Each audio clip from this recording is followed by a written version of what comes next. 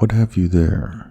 the great pageant drum said to the master of revels who had led a bucking truant with a stiff backbone close to the foot of the Almighty's throne.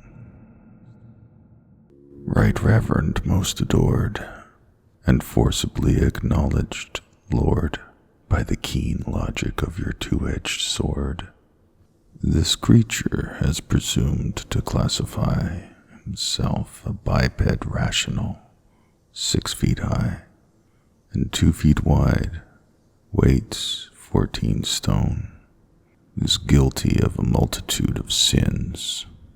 He has abjured his choric origins, and like an undomesticated slattern, walks with tangential step unknown within the weave of the atomic pattern.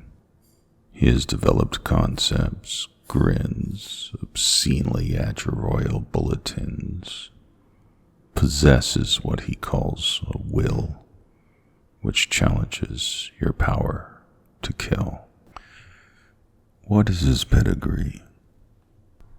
The base is guaranteed, your majesty. Calcium, carbon, phosphorus, vapor, and other fundamentals spun from the umbilicus of the sun.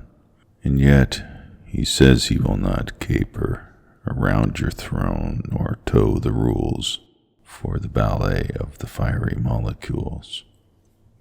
His concepts and denials, scrap them, burn them, to the chemists with them promptly. Sire, the stuff is not amenable to fire. Nothing but their own kind can overturn them. The chemists have sent back the same old story. With our extreme gelatinous apology, we beg to inform your imperial majesty, unto who be dominion and power and glory, there still remains that strange precipitate which has the quality to resist our oldest and most trusted catalyst. It is a substance we cannot cremate by temperatures known to our laboratory. And the great pageant drum's face grew dark. I'll put those chemists to their annual purge, and I myself shall be the thaumaturge to find the nature of this fellow's spark. Come, bring him nearer by yon halter rope. I'll analyze him with the cosmoscope. Pulled forward, with his neck awry, the little fellow, 6 feet short, aware he was about to die, committed grave contempt of court by answering with a flinchless stare. The All-High swore until his face was black. He called him a copperphagite, a genus homo, egomaniac, third cousin to the family of worms, a sporozoan from the ooze of night, spawn of a spavine troglodyte.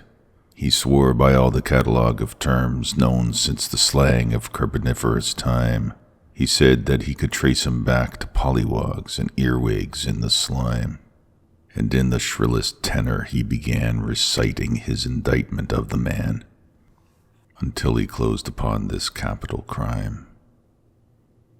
You are accused of singing out of key, a foul, unmitigated dissonance, of shuffling in the measures of the dance, then walking out with that defiant, free toss of your head banging the doors, leaving a stench upon the jacinth floors. You have fallen like a curse on the mechanics of my universe. Herewith I measure out your penalty. Hearken while you hear, look while you see. I send you now upon your homeward route, where you shall find humiliation for your bride of mind. I shall make deaf the ear and dim the eye, put palsy in your touch, make mute your speech, intoxicate your cells, and dry your blood and marrow. shoot arthritic needles through your cartilage, and having parched you with old age, I'll pass you worm-wise through the mire. And when your rebel will is moldered, all desire shriveled, all your concepts broken, backward in dust, I'll blow you till you join my spiral festival of fire. Go, master of revels, I have spoken. And the little genus Homo, 6 feet high, standing erect, countered with this reply. You dumb, insouciant invertebrate, you rule a lower than a feudal state, a realm of flunky decibels that run, return, and run, again return, each group around its little sun, and every sun a satellite. There they go by day and night, nothing to do but run and burn, taking turn and turn about, light year in and light year out, dancing in quadrillions, never leaving their pavilions. Your astronomical conceit of bulk and power is inserene. Your ignorance so thick, you did not know your own arithmetic. We flung the graphs about your flying feet. We measured your diameter, merely a line of zeros prefaced by an integer.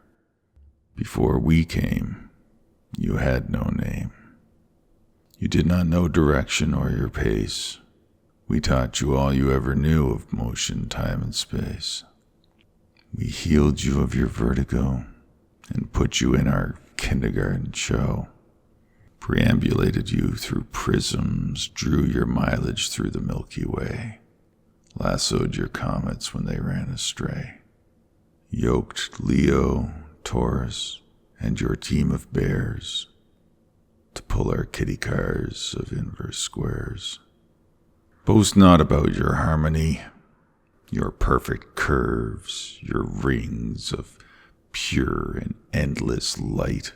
'Twas we who pinned upon your seraphim their wings. And when your brassy heavens rang with joy that morning, while the planets sang their choruses of archangelic lore, 'twas we who ordered the notes upon their score. Out of our winds and strings, yes, all our shapely forms are ours, parabolas of silver light, those blueprints of your spiral stairs from nadir depth of zenith height, coronas, rainbows after storms, auroras on your eastern tapestries, and constellations over western seas. And when, one day, grown conscious of your age, while pondering a neolith, we turned a human page and blotted out a cosmic myth and all its baby symbols to explain the sunlight in Apollo's eyes, our rising pulses and the birth of pain, fear, and that fern and fungus breath stalking our nostrils to our caves of death. That day we learned how to anatomize your body, calibrate your size, and set a mirror up before your face to show you what you really were.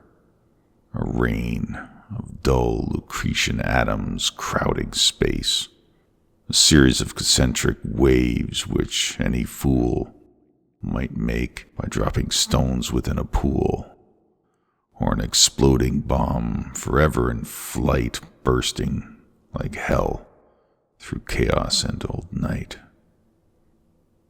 You oldest of the hierarchs, composed of electronic sparks, we grant you speed, we grant you power, and fire that ends in ash. But we concede to you no pain, nor joy, nor love, nor hate, no final tableau of desire, no causes won or lost. No free adventures at the outposts, only the degradation of your energy when at some late, slow number of your dance, your sergeant, Major Fate, will catch you blind and groping and will send you reeling on that long and lonely lockstep of your wavelengths towards you, and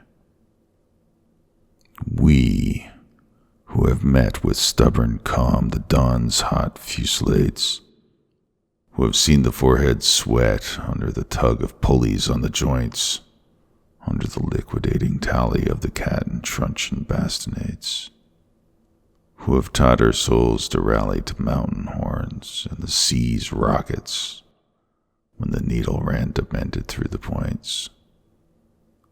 We who have learned to clench our fists and raise our lightless sockets to the morning skies after the midnight raids, and yet cocked our ears to bugles on the barricades, and in cathedral rubble found a way to quench a dying thirst within a Galilean valley.